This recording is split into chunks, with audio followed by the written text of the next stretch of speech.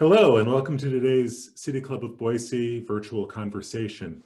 I'm Kevin Richard. I'm a State House reporter with Idaho Education News. I'm a member of the City Club's Programs Committee, and I'm today's moderator. I'm going to start by welcoming our radio listeners who will be joining us at a later date via Boise State Public Radio at KBSX 91.5 and its affiliates throughout Southern Idaho and Northern Nevada.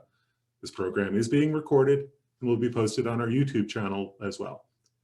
Today's forum is made possible in large part because of our City Club partners and sponsors. Our premier sponsor is Northwest Nazarene University and the NNU College of Business. Our annual sponsor is the University of Idaho in Boise. We also receive support from our forum series sponsors, AARP Idaho, Bank of Idaho, Climatech Corporation, the Echelon Group, Micron, Pacific Source Health Plans, Small Mine Development, and St. Luke's Health System. City Club of Boise also receives grant funding from the Idaho Humanities Council. Thank you also to our media partners, which include Boise State Public Radio, 670 KBOI, the Idaho Statesman, and Idaho Public Television, and our university partners, Boise State University and NNU. Finally, I'd like to thank the members of City Club of Boise, the individuals and the organizations who are foundational to our community. Thank you for your support, and if you're listening today and you're not yet a member, we encourage you to join today. Please remember that there's going to be an opportunity for our panel to respond to your questions today. You can use the QA function on Zoom and type your question in there, or you can email it to morgan@cityclubofboise.org, and the questions will be forwarded on to me, and I will do my best to present each question we get. And I might group similar questions together in the interest of clarity. So now to our topic. Our virtual conversation today is Idaho's longest legislative session, the aftermath. What actually happened and what impacts on Idaho life can we expect from this crazy 2021 session? We're going to spend 60 minutes breaking down 122 legislative days. But we do have an outstanding panel of reporters and editorial writers to offer their insights and expertise. So let's welcome them now. Clark Corbin is a reporter with the Idaho Capital Sun. Scott McIntosh is the opinion editor at the Idaho Statesman. Hayat Nouran-Meini is the state politics accountability reporter at the Idaho Statesman. And Betsy Russell is the author of the Eye on Boise blog and a State House reporter with the Idaho Press. All right, so we've all had 2 weeks to kind of breathe here after the end of the session. I want to ask each of you to just kind of give me what's sort of your lasting impression now that you've had a couple of weeks to sort of decompress and think it through. What really sticks out from this session for all four of you? Who do you want to go first, Kevin? Whoever's most eager to share. Okay, it's me. I'm raring to go. So what, other than, horror, shock, exhaustion, all those things, which of course are sticking with all of us from this year's legislative session, I think that there were some surprisingly big accomplishments of this year's session. And I would point to the biggest transportation infrastructure investment in state history, a $1.6 billion bonding plan for roads and bridges. Governors have been trying to get this done for decades. And the reason it was able to be done this year was we had this huge budget surplus and, ongoing revenues coming in, and they diverted it straight off the sales tax. Governor Kempthorne tried to do this when he was governor through Garvey bonding, but that had the unintended consequence of cutting the funds that were available for road maintenance every day because we had to divert part of our federal highway funds to pay the bonds. And that Garvey debate, Betsy, we were both there. I mean, that was the session that year. That protracted the session. This year, transportation was it just sort of happened. It was like a blip on the radar compared to all the other stuff. And some other major accomplishments, I think, of this year's session include other infrastructure investments. The governor pushed really hard for a lot of one-time infrastructure investments in things like broadband, alteration and repair of state buildings, $45 million, improvements to, parks, water projects, tons of stuff like that actually passed. Also, And I almost forgot about this. After years and years of fighting, this year, Idaho finally passed the hemp legalization bill, becoming the final, absolute last state in the union to legalize hemp, well after it was legalized at the federal level, which means our county prosecutors no longer have to feel obligated to arrest and lock up for drug trafficking any truck drivers coming through our states from any other state where it was already legal. But the other thing that really stood out to me about this session was the missed opportunities. Despite its incredible length, there were huge opportunities that were looked at but simply were not dealt with. And I think the biggest one is funding for full day kindergarten statewide, which would have relieved property taxes all over the state, supported by everybody in the education arena, including parents and kids and teachers. And most of our school districts are offering some form of this now, but they're having to patch and scratch and do it with supplemental property tax levies or their literacy funds or this or that. This was the year we actually had enough money to put $42 million a year permanently from the general fund into doing that. And we didn't even consider it. We didn't hold a hearing on the bill. We also turned away millions and millions in federal assistance funds, including $40 million for COVID-19 testing in schools to make sure they can be open in person in the fall. And I think Clark's done a good job of documenting the scale of the funds that we just didn't accept this year and how unprecedented that is. When there are federal funds available to Idaho, typically in the past, we've used them. After all, where did those federal funds come from? Our federal income taxes. So there were, and property tax relief. That was really the top of the priority list for so many of the legislators and so many of the citizens coming into this session. And the bill that they passed at the end clearly did not get it done and has huge unintended consequences. So that's my take. Clark, do you want to jump in from here? You can grab your guitar and set it to music, or you can just... No, I think I'll spare everybody. Yeah, thanks for inviting me and thanks for having me. I'm excited to participate and listen to everybody else. I think Betsy covered a really good rundown of the major points from the session. I guess I'll start on the positive side and then work my way down from there. One thing at the end that maybe didn't get a ton of attention is House Bill 385. That was the bill for public school teacher salaries, and the original version failed and then was brought back after the critical race theory debate.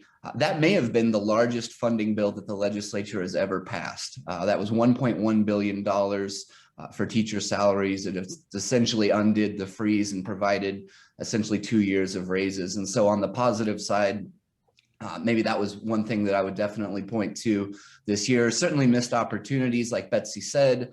I know at the Democrats press conference, they highlighted the all-day kindergarten situation that Betsy talked about, the rejection of the $40 million for COVID-19 testing for schools, and then really leaving $6 million, I guess, in limbo for early childhood education. They rejected House Bill 226, but did not vote on the rewritten version, Senate Bill 1193. And so those were some of the individual bills that I looked at. But I think overall, the thing that strikes me from this session is, and I don't want to use the wrong word here, but maybe how much power the House has, maybe more so than I've seen it in the last 11 years. And they darn sure realize it for sure now. And so I think that's my biggest takeaway from the session. We find ourselves in this unprecedented situation in state history where the Senate adjourned the session for the year. The term is adjourning sine die. The House took another recess. There's been an AG's analysis issued about this. I've talked to the governor about it. We really don't know where we stand. And I think we'll get into this more later on will they come back or whatever. But we really don't know where things stand. But for the House to make those kinds of moves, maybe you could see the power struggle throughout the pandemic and through the special session. Betsy had a good story about not approving the administrative rules catch-all bill. I think that's the third year in a row. I think that's another example of the House disagreeing with, in one case, the Senate, and another case, the executive branch, and just not doing what they've traditionally done and sort of plowed ahead and kind of gotten their way anyway. So I would say the House, after picking up 2 seats in the 2020 election, is more powerful than I've seen it in 11 years. And every Republican in the House knows that. And that's my takeaway.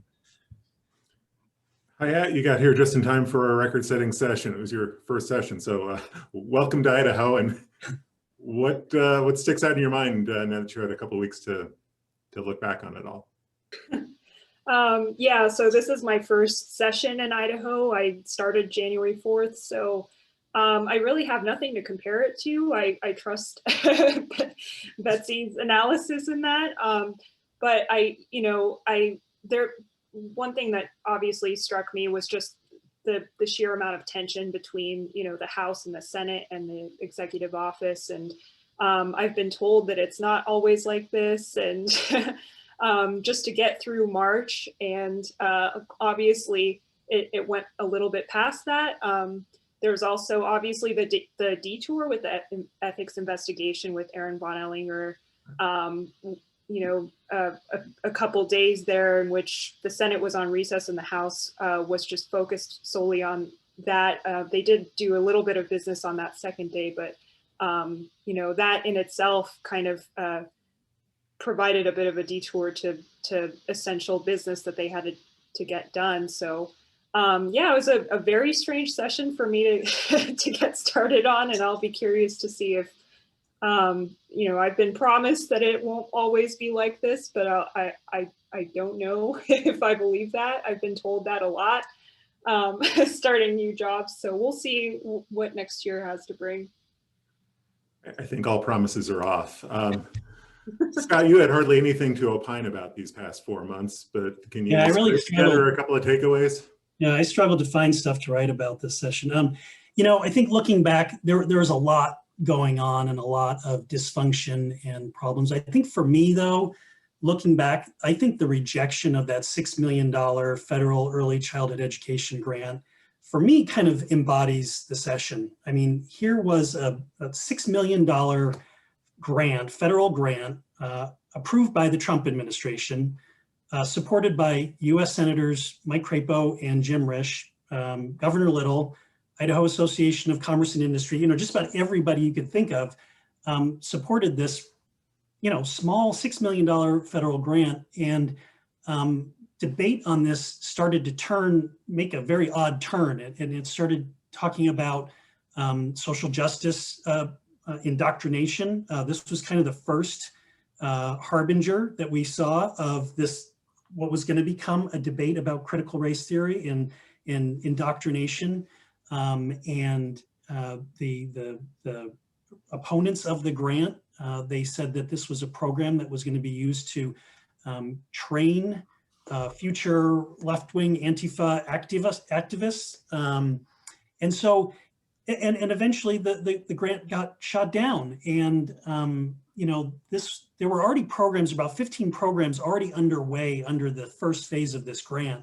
And so there was an opportunity to know what the grant was all about.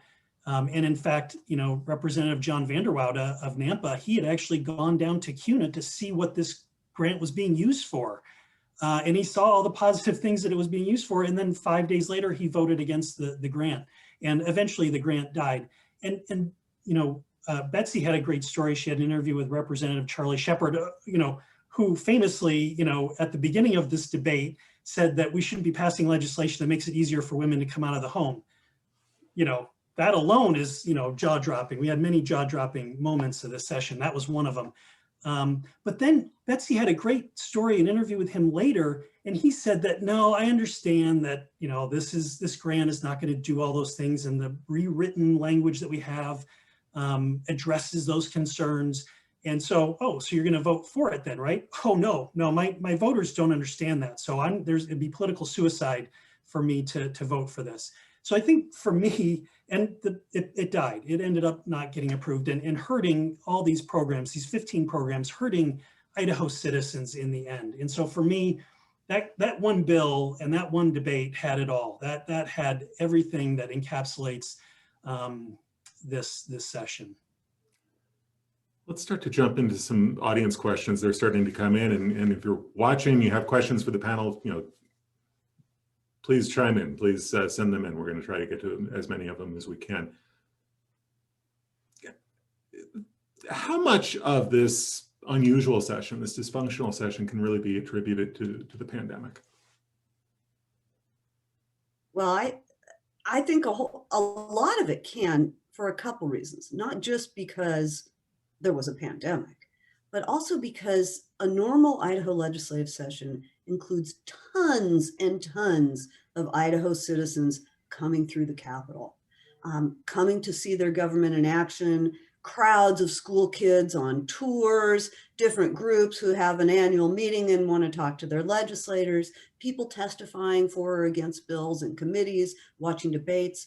And for the vast majority of the session this year, we had none of that, zero, because the legislature refused to require masks or require social distancing. And most people faced with that in a pandemic didn't want to be in that building.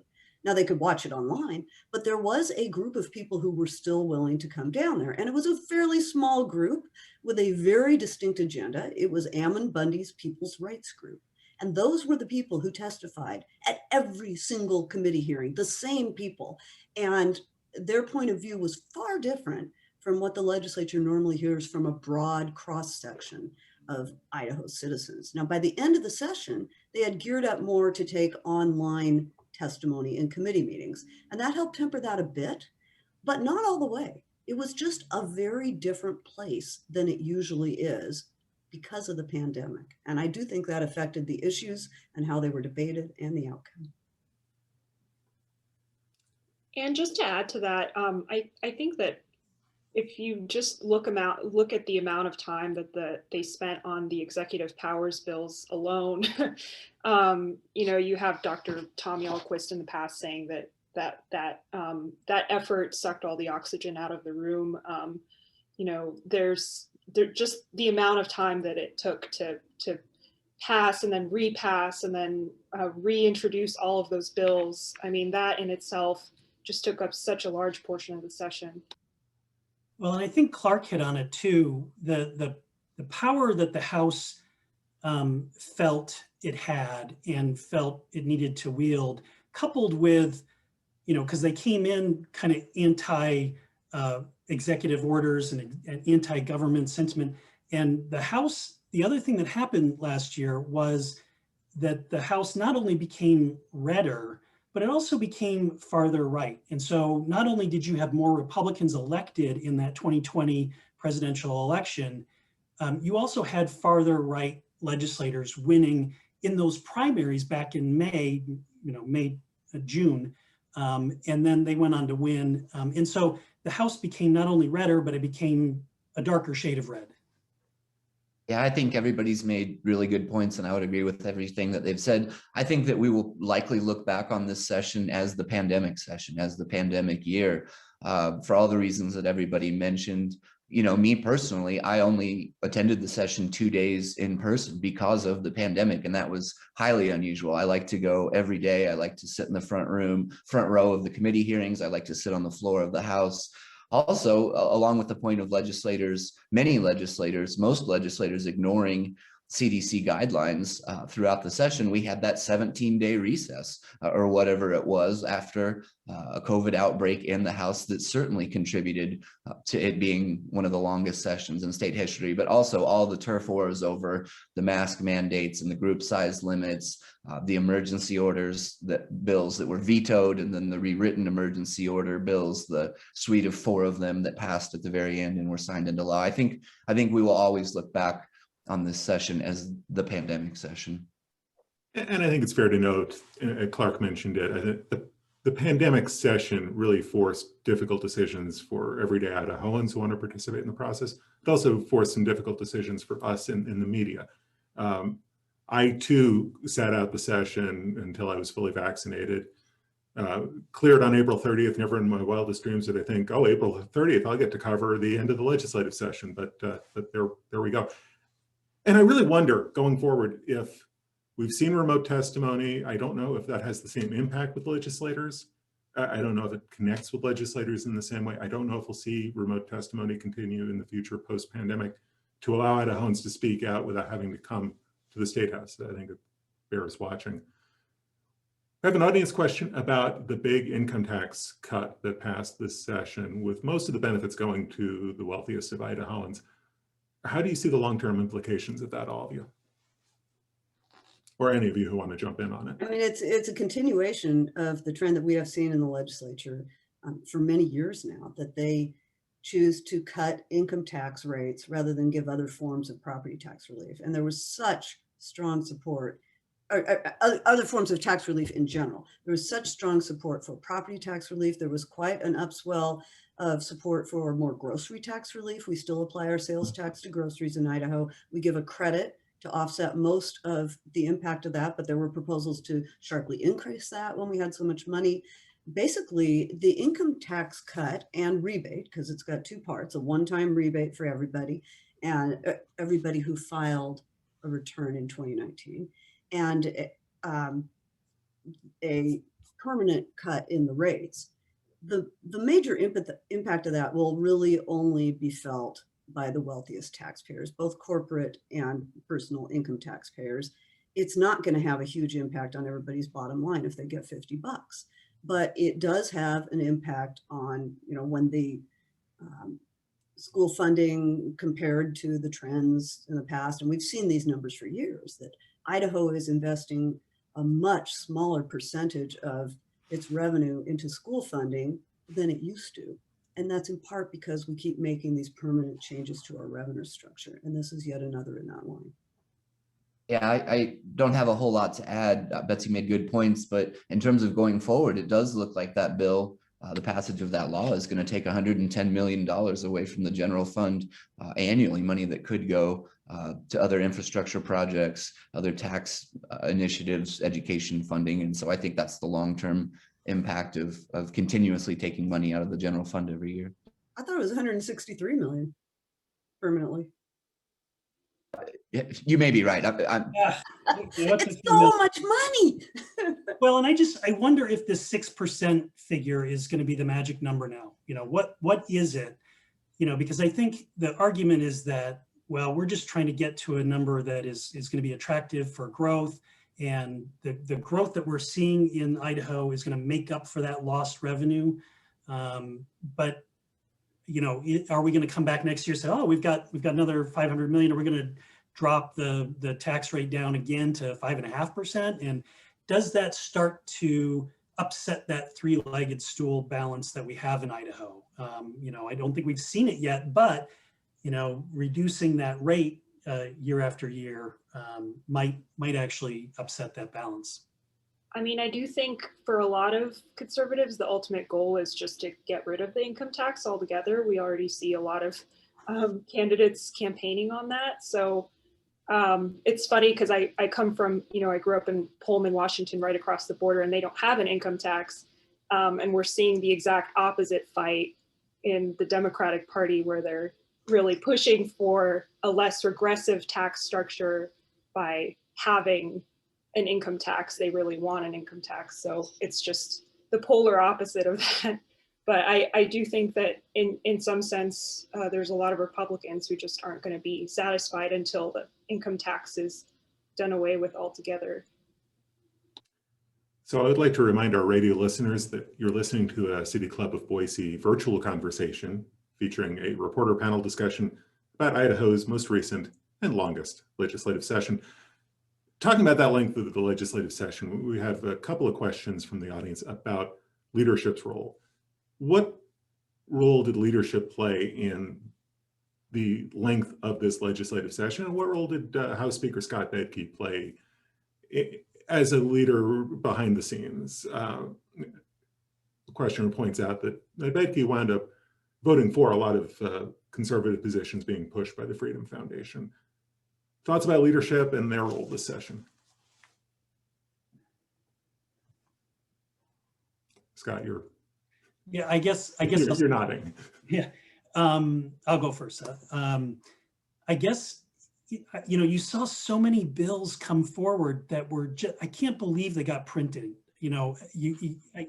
I always question how sessions like this get so out of control. And this year was in particular out of control. And I don't know enough of the machinations, and maybe Betsy can shed more light on that, the behind the scenes with the committee chairs in controlling what bills get printed and what don't get printed. I know that there's a lot of complaints that a lot of bills don't get printed, but looking at the bills that did get printed and spent time in committee and hearings and hours of testimony and debate, and that just prolonged the session. You know, we had a bill printed that would mean only people who show up in person to vote would count toward the presidential elector.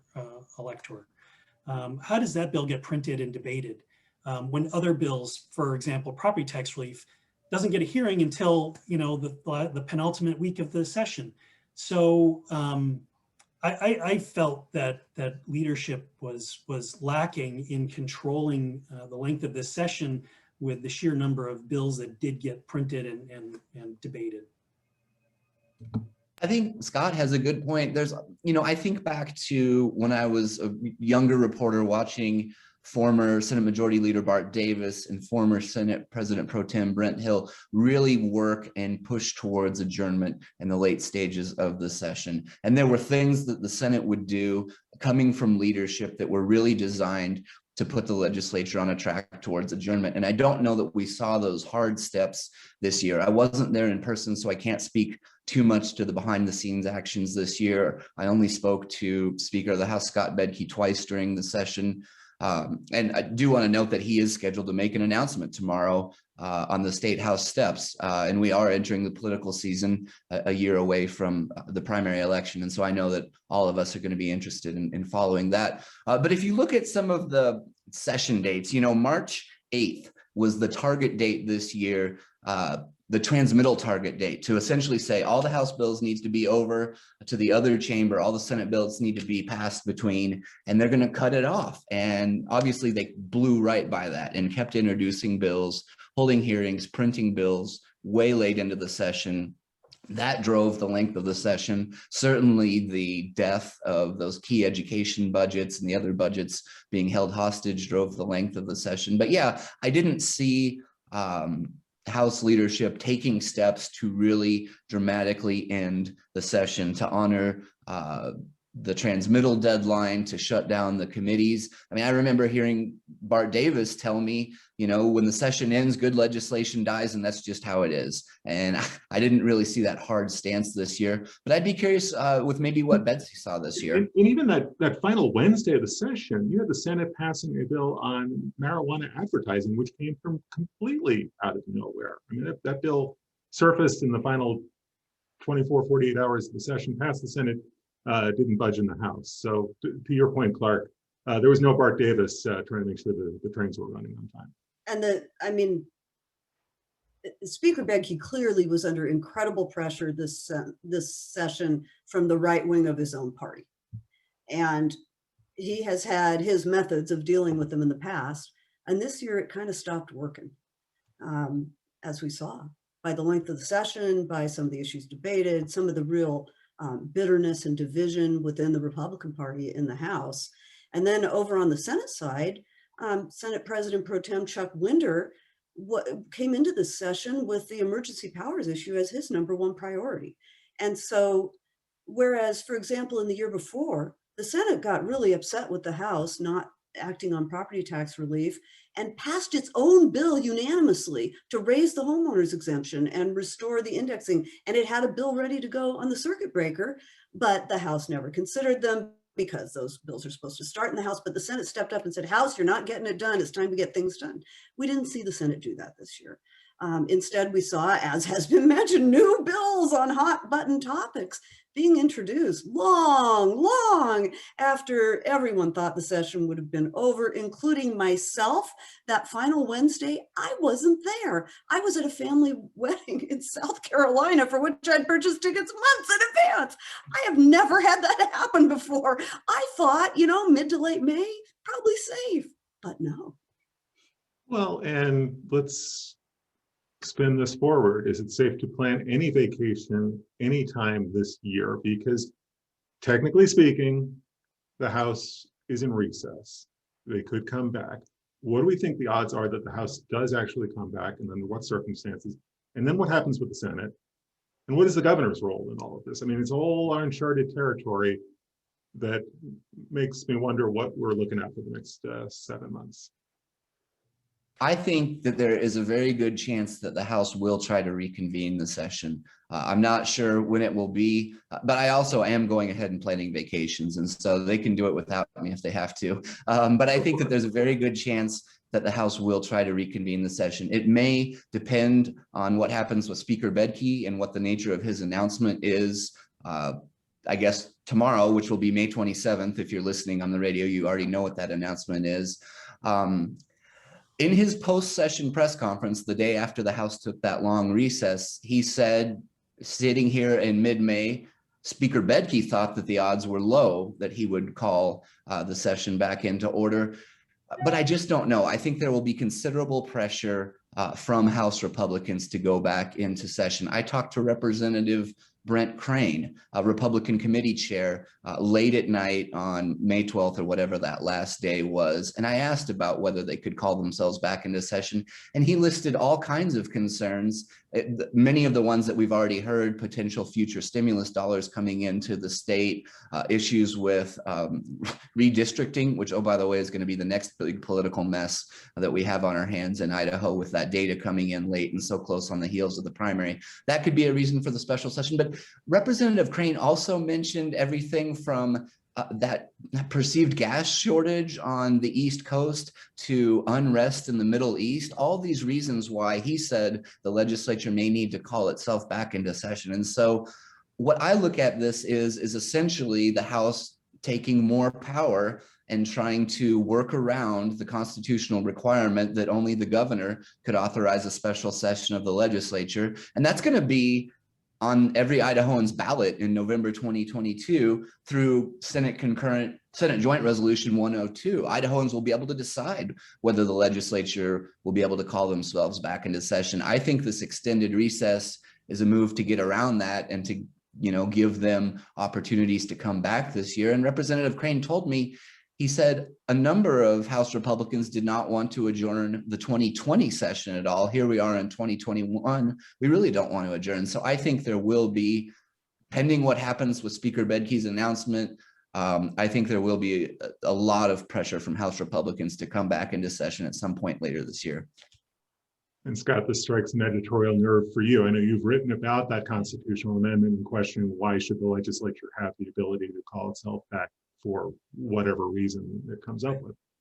Yeah, and I totally agree with Clark. I think chances are pretty good that, especially if Speaker Bedke is going to be running for lieutenant governor, he's going to feel political pressure to appease that side. And so I will just say that, they'll find a reason, and it could be anything. And like Clark said, they're coming up with all sorts of reasons. And if you look at Utah legislators, they are coming up with bizarre reasons to call themselves into special session. If the House tries to call himself back into session, I think that's going to hurt their chances to get that constitutional amendment passed. I think you're going to see some sort of crazy reason, or it's going to get out of control, and it's going to be, the voters are going to see that for what it is and say, oh yeah, this is actually a pretty good idea that we only allow the governor to call them back into session. And it'll provide, if they don't behave themselves, it's going to provide ammunition to shoot down that constitutional amendment in November 2022. Scott made a great point, and this is something I talked to Governor Little about. The Utah legislature is limited to having 45-day legislative sessions, and a lot of people think that that's really exciting. However, the Utah legislature, I think, had 6 special sessions in 2020. And so that really is the rub, right? On whether you limit the length of the regular sessions. So it really is an interesting situation. But yes, Utah does have limits of 45 days, but also they had 6 special sessions in 2020. And I don't know that anybody wants that in Idaho. I think that if the House tries to call the legislature back into special session, we're going to see a legal and constitutional fight. The Senate has adjourned sine die. The House has not. So the Idaho Attorney General's office opined that essentially means both houses are at recess, because you can't sine die, or you can't, adjourn or recess for more than 3 days without permission of the other body. Well, Jim Jones, the former Chief Justice of the Idaho Supreme Court and former Idaho Attorney General, reached the opposite legal conclusion, that in his interpretation, the fact that the Senate adjourned sine die and the House let them means both houses have now adjourned sine die and have no authority to call themselves back. So if the House tries to restart this, we may all be over at the Idaho Supreme Court. Who knows? So I had a couple of audience questions about the tensions within the Republican Party, specifically within the House Republican caucus. I'm going to try to combine them. We've seen, and we saw at this session, tension within the Republican caucus, the House Republican caucus, on policy issues. I mean, a rift between moderate Republicans and more Idaho Freedom Foundation aligned hardline conservatives. We also saw a rift within the House emerging in that ethics committee hearing involving former Representative Aaron Von Ellinger, where you had a couple of legislators vocally supporting Von Ellinger and acting as sort of character witnesses on his behalf. Is the rift within this Republican caucus deeper, wider than we've seen in the past, and what are the implications for that?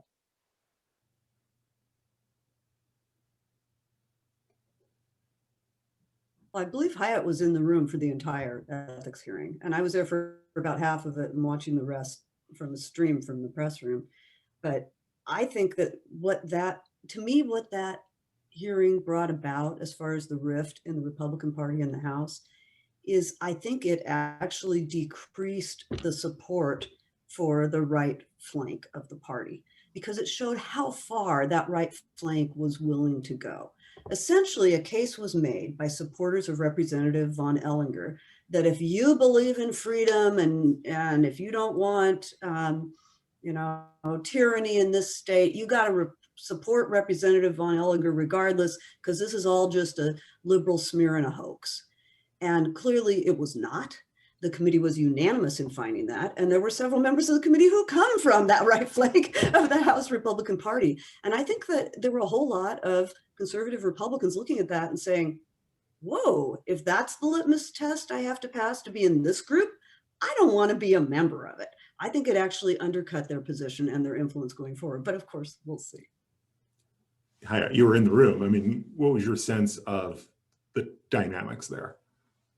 Yeah, I hesitate because I don't have a clear answer for that question, but I was sitting at the press table, and there was a group represented Priscilla Giddings, Dorothy Moon. I think maybe Julianne Young was sitting next to them too, heckling, during questions about that they thought were unfair or, very clearly on the side of Aaron Von Ellinger.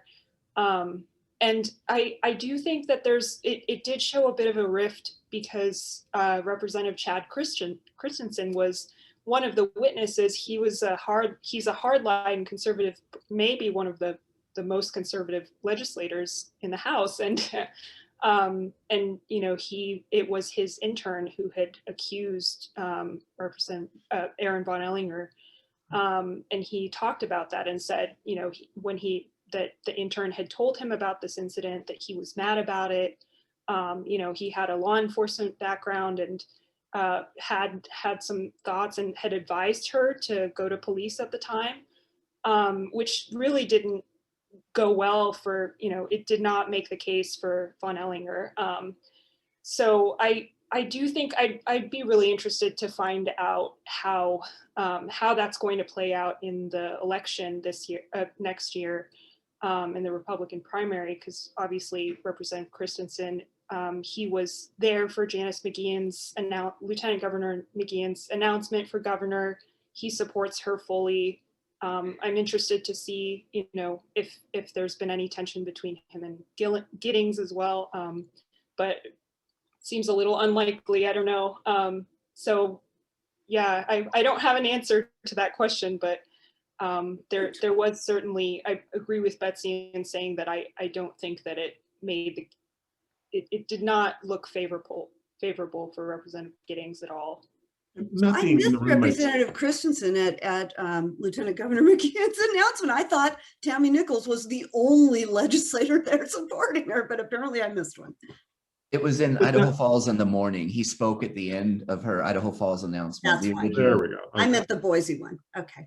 Yeah, I mean, not being in the room for the Von Ellinger hearing, I was struck by listening to the chairman, Sage Dixon, and committee member Brent Crane, two pretty staunch conservative Republicans, asked the most pointed questions of Von Ellinger's attorney and pushed back really the hardest in a room where some of their colleagues were in attendance to show support for Von Ellinger. I mean, the interpersonal dynamics of that meeting, are something you lose over the stream, but very definitely, there are some strong feelings that probably won't go away anytime soon. So I want to remind our radio listeners that you're listening to a City Club of Boise virtual conversation, a panel discussion about Idaho's most recent and longest legislative session. We've got a bunch of questions from the audience. I'm going to try to get to as many, and I'm going to take moderator's prerogative because there's one here that I can actually answer. It goes back to a story that's emerged this week, the release of the report on the Boise State diversity class, ethics class. Question has been raised about the identity of the person who made the initial complaint against Boise State and why that name has not been made public. That's something that I know I've been chasing. I'm sure others have been chasing as well. There is no written complaint from what we've heard from Boise State. It was a verbal complaint that came from somebody who is still unnamed, identified only as a concerned community leader. The report does not name that person. Boise State is not naming that person. That's kind of where we stand. We're at a reporter impasse, and we're still chasing. Let's move forward to some other questions heading out of this session and talking about what we can expect in 2022. I mean, this legislature is going to be back, regardless of what happens later this calendar year. They're going to be back in January. It's only 7 months away, at the beginning of an election year. Do we have any expectation that that session is going to be any less tense than what we just came out of? I mean, I don't know.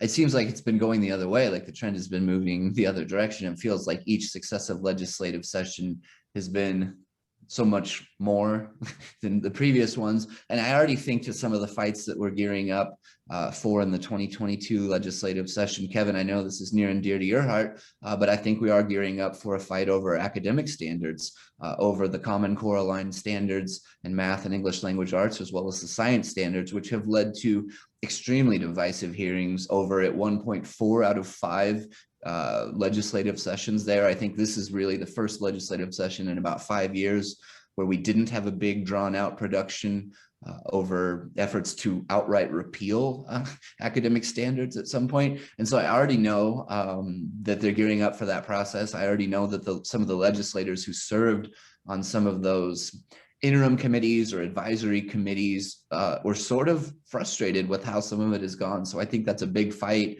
I think redistricting will be going on. I don't know that it will be resolved. I don't know that we'll have our maps. I don't know when those will be out. And there's going to be a lot of tension. I think all these 2022 election races are going to heat up starting tomorrow, even more so than they already are. I think the 2022 election is going to be incredibly important for the state of Idaho, but I just don't know that like things are going to cool down much, because it seems like there was already like simmering angst from the special session and the previous session the day that we started this year's session. And so I don't see that like the pendulum swinging back and we're going to have like a really agreeable session and it's going to be really moving the state forward and short and sweet. I just don't know that. And so I'm sorry, Hyatt, I know that you've been told that this isn't normal, but I don't know that much is going to change. Well, so I think that one thing to keep in mind is even with legislators who are running for higher office and so forth, they're all still going to be there next year. We have 2 years of legislative sessions with the same legislators. So Janice McGeachin will still be president of the Senate, will still be presiding, even as she is actively campaigning against Governor Little. And any other legislators who are running for higher office will be there as well. We have always seen this dynamic in the Idaho legislature where it's a little different in an election year session than in a non-election year session. Typically, they do try to get done a little earlier because the primary comes right up at the end of the session and they want to start campaigning. But it is no less bitter, and there's far more hot button legislation introduced, typically abortion and gun rights legislation. But we saw so much of that this year. How can we even top that? But that is what we typically see during an election year, because legislators, every single member of the legislature will be on the ballot if they're seeking re-election. Some of them will already have challengers, and they want to put themselves on the record and posture for the voters back home to show why they should be re-elected. So the tensions, I hate to say it, can only increase at this point. But Clark really hit on it, that the wild card in this is redistricting, because there's going to be a lot of tension in the session next year, not because of legislation or positioning themselves, but even knowing who they're going to run against. They might be running against each other. They don't know who their opponents are going to be. They're not going to know what district they're in. So I think that is just, I think a lot of people are holding their breath to see how that redistricting comes out. And so I think if we enter the session without those maps, I think it's going to be kind of, wait and see. I think it's going to be a little calmer, hold me to it and I'll be totally proven wrong. But I think redistricting is going to hold the keys to the tone and tenor of the session next year. And what do you all anticipate Governor Little's role will be in 2022? An election year session for every legislator, an election year presumably for him as well. Well, I think you're already kind of seeing it this year. He vetoed those initial emergency executive powers bills during times of emergencies, but did not veto the initiative rights, the bill that makes it much more difficult to pass citizen-led or add citizen-led initiatives on the ballot. Despite his previous veto in 2019, I think some people thought that kind of went to show how little political clout he had at the time, having to choose between those two, what he's going to be using his political clout for. Possibly a year of more pointed but ineffectual, in essence, letters about bills that the governor has signed into law reluctantly. And I mean, Governor Little clearly has been running to the right as re-election has approached. And it's hard to imagine him not doing even more of that in order to assure, a re-election victory in a GOP primary, a closed GOP primary. So I think that there will be even more pressure on him next year than there has been this year.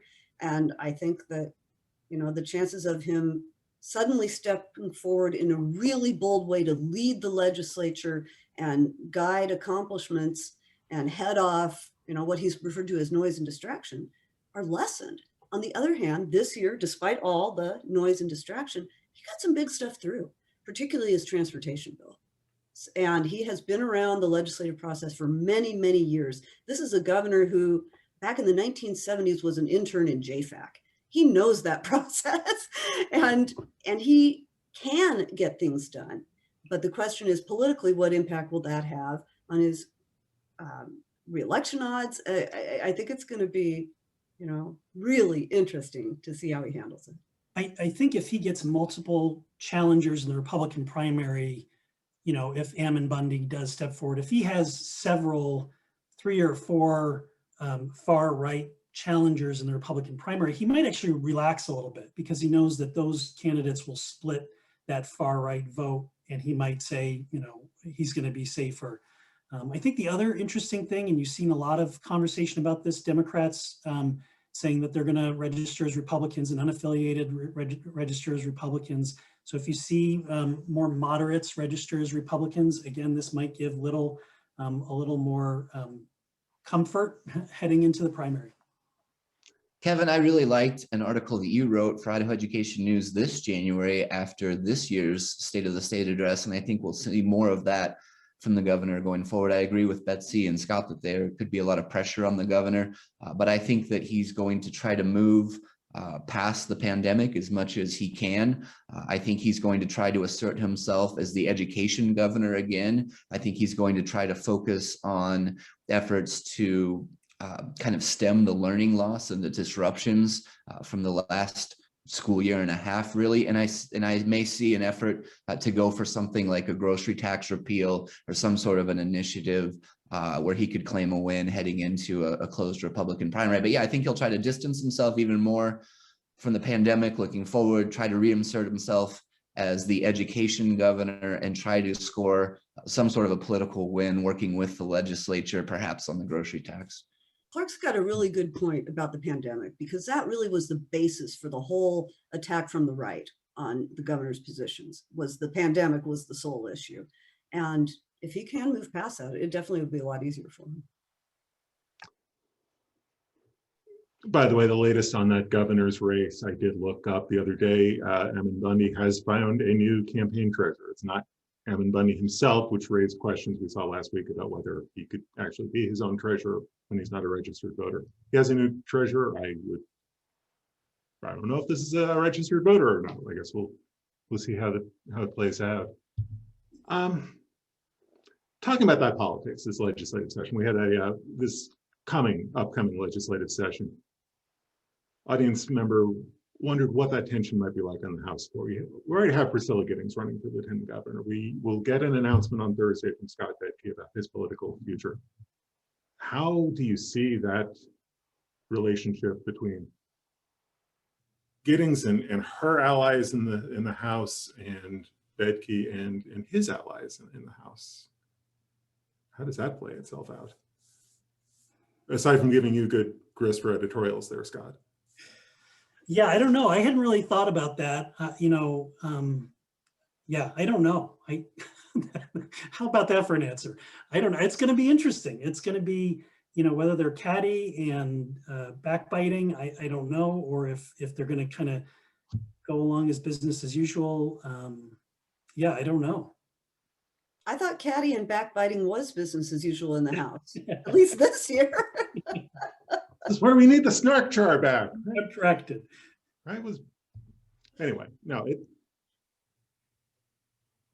Another wild card issue between now and January is what came out of this legislative session and what may wind up in court. Are there particular pieces of legislation we should be watching for a legal challenge? We know the initiative law is going to head to court. Reclaim Idaho has already said that they're going to take that to court.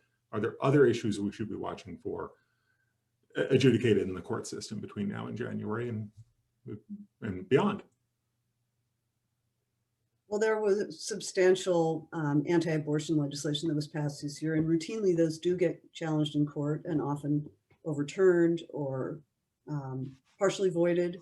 So I wouldn't be surprised if we saw some of those. The initiatives case really is the big one, and it's already been filed. In fact, there are 2 lawsuits now pending in the Idaho Supreme Court against Senate Bill 1110, the bill to make it much harder to qualify an initiative for the ballot.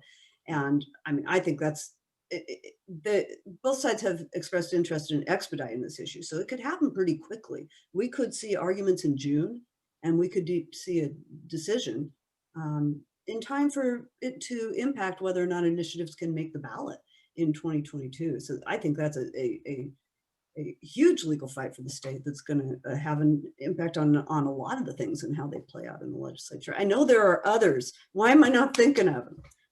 Help me out, guys. Did the attorney general bills pass? I lost track of them. No, Okay. That's none of those passed. There were a whole lot of things that were discussed this year that got a lot of attention and did not pass. And an example is House Majority Leader Mike Moyle's ballot harvesting bill. Ballot harvesting was what we called it, that would have made it a felony to deliver your neighbor's absentee ballot to the post office. And he amended it and different versions passed, and it was on the amending order in the Senate right at the end, and it died there. And so that was a whole lot of debate and I guess noise and distraction, in the governor's words, that ended up coming to nothing. And there were quite a few controversial bills that were debated at length this session that passed the House, but didn't go anywhere in the Senate, such as a prohibition on all future mask mandates by any level of local government in Idaho. And not only were there legal questions, there were very practical questions raised about this. The House passed it, didn't go anywhere in the Senate. Yeah, just to add to that, what Betsy said about the abortion bills, that there was the fetal heartbeat bill that it has a trigger though, so it would only take effect unless if there was a federal court that ruled in favor of it, not the Ninth Circuit Court, obviously. And then there's the other abortion bill that that banned public funding around abortions, that I think might, Planned Parenthood had already told me that they may sue if in the future on that. I'd be curious to know a little more whether there was some discussion on whether the critical race theory bill would draw some legal challenge to that, like a free speech challenge. I don't know more about that, but I'd be curious to find out. I don't know. That's a good question. I want to leave with one question for all of you. When we head out of a legislative session as reporters and into the off season, we have this raft of new legislation that's come into law that now goes into implementation, and covering the implementation is really important. I mean, we're talking a lot about dysfunction, we're talking a lot about political tension, and that's fun to talk about, but there's a lot of implementation that goes on these next few months. Issues that we're going to watch closely, policies that we're going to watch closely, and I want to ask you all what you're going to be watching. I'll go first. One that I really want to watch from our education space.